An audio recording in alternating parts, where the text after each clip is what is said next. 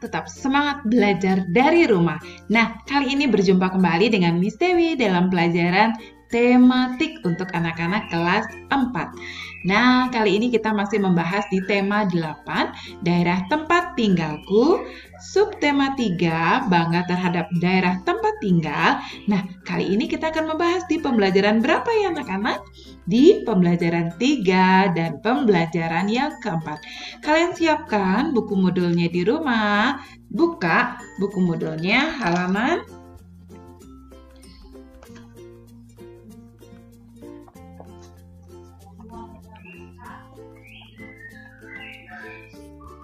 halaman 51. Nah, adapun tujuan pembelajaran kita kali ini adalah yang pertama, siswa dapat mengidentifikasi tokoh utama, tokoh pembantu atau tambahan, tokoh protagonis, dan tokoh antagonis, serta memerankan tokoh dalam cerita fiksi. Siswa dapat mengelompokkan jenis-jenis pekerjaan yang menghasilkan barang dan jenis-jenis pekerjaan yang menghasilkan jasa, serta mengetahui corak kehidupan, kegiatan ekonomi di lingkungan tempat tinggal. Yang ketiga, siswa dapat menerapkan sikap positif terhadap perbedaan karakteristik individu. Ayo, siap untuk belajar? Kita mulai dengan pembelajaran yang ketiga. Menentukan peran dan karakter tokoh. Tokoh memegang peranan penting dalam cerita fiksi. Tokoh dapat membuat suatu cerita lebih hidup dan menarik. Cerita fiksi yang disajikan pengarang seolah-olah terjadi di dunia nyata. Tokoh dalam cerita dibedakan menjadi tokoh utama dan pembantu. Setiap tokoh memiliki peran berbeda-beda. Peran tokoh tersebut menggambarkan berbagai peristiwa yang membentuk satu cerita runtut.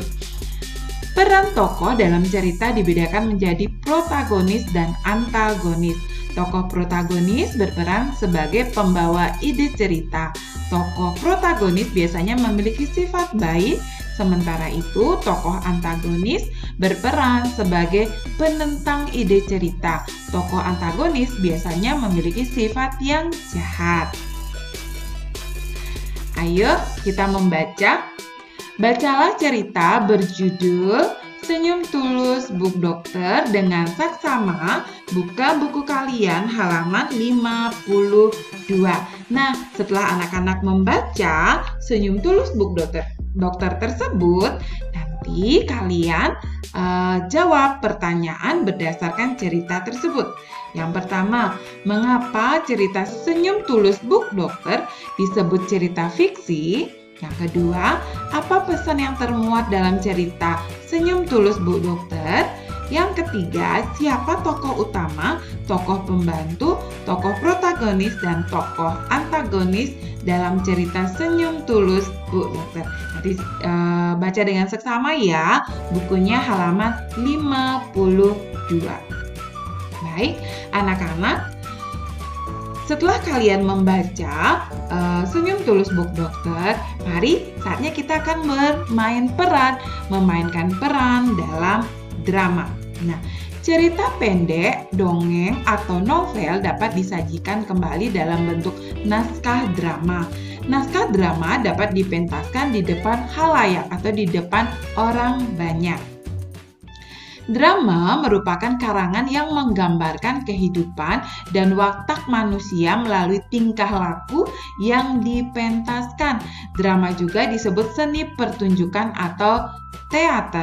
Seperti cerita fiksi lainnya, drama juga memiliki unsur-unsur pembangun cerita, diantaranya ada tokoh, penokohan atau karakter, latar atau setting, tema, dan amanat. Pada pembelajaran kali ini, kamu juga akan belajar memainkan peran. Pernahkah kamu bermain peran? Dalam bermain peran, kamu dituntut untuk memerankan karakter seorang tokoh. Oleh karena itu, kamu harus memahami sifat atau watak tokoh tersebut. Dengan demikian, kamu tidak akan kesulitan saat memainkan peran tokoh tersebut. Nah, anak-anak, kamu dapat berlatih bermain peran bersama orang tua di rumah karena kita masih pembelajaran melalui daring. Lihat buku modul kalian halaman 56. Halaman 56. Bagilah peran kepada setiap anggota keluargamu. Silahkan nanti anak-anak praktekkan di rumah bagaimana bermain peran yang baik. Dan tentunya kalian harus memahami sifat atau watak tokoh terlebih dahulu. Nah, anak-anak, dalam setiap individu, setiap orang atau setiap karakter di dalam penokohan itu tentunya ada yang namanya pekerjaan. Seperti pekerjaan tadi seorang dokter, Bu Dokter yang sudah anak-anak baca. Nah, kali ini kita akan belajar tentang pekerjaan dan hasilnya. Nah, pekerjaan merupakan salah satu jenis karakteristik individu dalam masyarakat.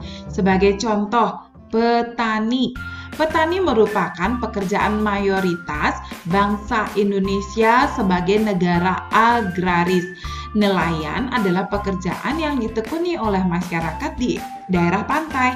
Adapun di daerah pegunungan, sebagian warga menggarap perkebunan. Banyak ragam pekerjaan ya anak-anak dalam masyarakat. Pekerjaan yang ditekuni masyarakat sesuai dengan kondisi lingkungan alam sekitar. Perhatikan baik-baik, ini petani dan nelayan. Pekerjaan dan hasilnya ditentukan oleh kondisi lingkungan alam sekitarnya. Nah, berdasarkan hasilnya, pekerjaan dapat dibedakan menjadi dua. Yang pertama, pekerjaan yang menghasilkan barang. Pekerjaan dapat menghasilkan barang tertentu, seperti contoh petani menghasilkan padi, ketela, dan jagung. Nelayan menghasilkan ikan, perajin menghasilkan barang kerajinan, penambang menghasilkan barang tambang. Barang tersebut dapat digunakan oleh orang lain untuk memenuhi kebutuhan. Berdasarkan kegunaannya, barang dibedakan menjadi dua, yaitu barang konsumsi dan barang produksi. Barang konsumsi adalah barang yang dapat digunakan secara langsung tanpa proses pengolahan. Barang produksi adalah barang yang digunakan dalam suatu proses produksi, misalnya tepung dan gula untuk produksi roti. Yang kedua, pekerjaan yang menghasilkan jasa. Nah, tidak semua pekerjaan menghasilkan barang ya anak-anak. Ada pekerjaan yang menghasilkan jasa. Jenis pekerjaan ini tidak menghasilkan barang tetapi hasilnya dapat dinikmati orang lain. Misalnya, sopir. Sopir tidak menghasilkan barang tetapi pekerjaannya dapat dinikmati orang lain, yaitu mengantar penumpang ke tempat tujuan. Sebagai contoh, pekerjaan lain yang menghasilkan jasa antara lain ada dokter, guru, montir, bidan, arsitek, pengacara, tukang parkir, tukang potong rambut, tukang ojek, dan penjahit. Untuk menikmati jasa tersebut, orang harus mengeluarkan sejumlah uang. Perhatikan gambar berikut anak-anak. Nah, ini ada gambar 1 dan gambar 2. Gambar 1 menunjukkan penduduk di lereng gunung memanen sayur. Sedangkan gambar 2 menunjukkan kegiatan di usaha bengkel motor. Dari kedua gambar di atas, kegiatan manakah yang menghasilkan barang dan manakah yang menghasilkan jasa? Mengapa kegiatan ekonomi di atas menghasilkan produk yang berbeda? Nah, dari gambar itu diketahui gambar pertama menghasilkan barang, gambar kedua menghasilkan jasa. Kegiatan ekonomi dipengaruhi oleh corak kehidupan masyarakat. Corak kehidupan masyarakat ada yang masih sederhana atau tradisional, ada yang sudah kompleks atau modern. Corak kehidupan masyarakat tradisional masih sangat tergantung pada lingkungan alam di sekitarnya. Kegiatan ekonomi yang dilakukan oleh masyarakat tradisional pun masih sebatas memanfaatkan alam.